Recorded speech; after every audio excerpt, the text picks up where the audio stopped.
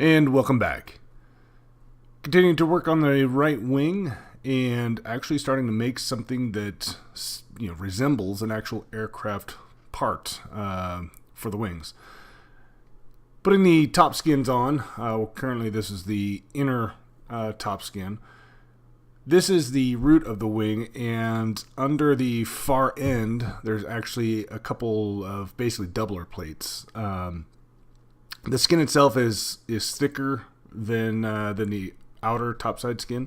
I want to say it's a 0.038 or something like that, and the outer top skin is a 0.025 or something like that. So it's slightly thicker itself, but also it's got doublers.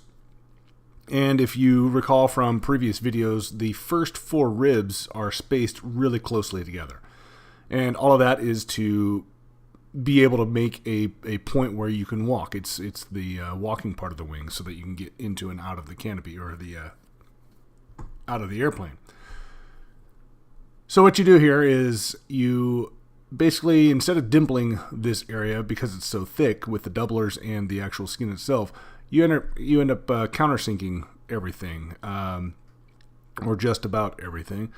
Wherever the doublers are under the skin, you'll countersink those locations. Now the inner side of the top skin wing, or top skin itself there, also has nut plates all along where it attaches to, I'm assuming, where the fairing will go. And so you have to drill those out. You'll match drill some of those locations into the skins and whatnot. And then other than that, you just, like I said, go through and countersink, and that's what I'll be doing here. This is another area that I really didn't want to mess up. I can only imagine what the shipping costs would be on both the inner and outer, especially the outer skin, just because they're so large. So wanted to make sure as I'm going through that I'm really paying attention, that I'm working on the correct side and that I've got it lined up correctly. Especially with the outer skin, it can be easy to work on the wrong face, I guess. So really paid attention there.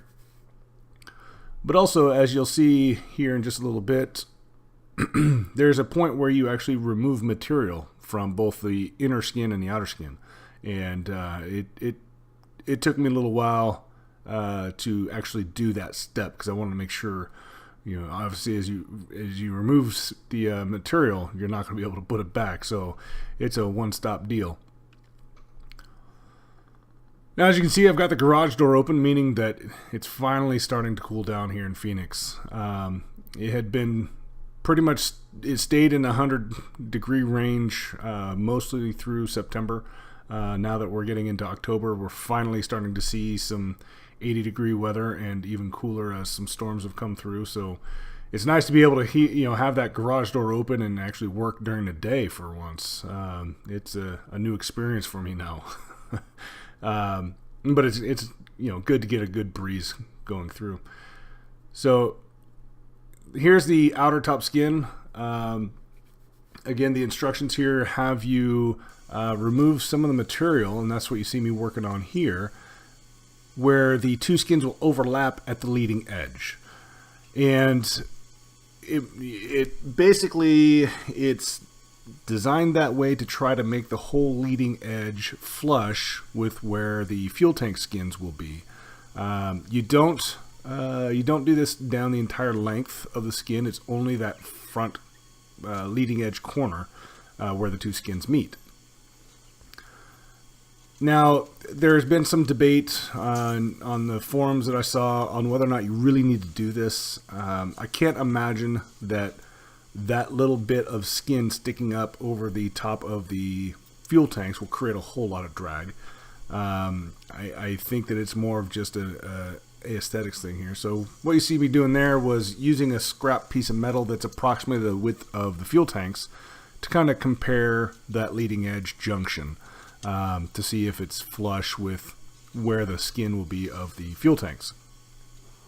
And so what I had actually done is I'd gone down to my friend's Quick Build Wings and looked at what they had done with this point here, and verified that yes, indeed, I'm doing it correctly. The outer skin is on top of the inner skin, and it is supposed to be blended, I guess we'll call it.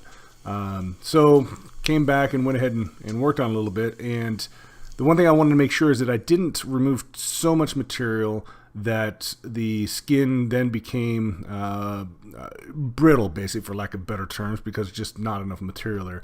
So I didn't worry about getting it exactly flush. I worked on the idea of the step and got it pretty close, but that was about as far as I was willing to do it. So it ended up working out pretty well. It doesn't look too terrible now that I've got everything riveted together. But anyway, so now just working on deburring these skins. And then the next video we'll be working on getting everything attached and actually making a wing. And it's pretty cool to see everything starting to come together. Shortly after this, I'll be working on the electrical and then the trailing edge of the wing, all the components that go there, the flaps and all that, getting that assembled. So anyway, I'm going to let this run out here. Again, thank you for watching these videos. If you get a chance, hit that like button for me. And if you haven't already, hit that subscribe button and the alarm next to it, and you'll get notifications when I put these out. We'll see you next time.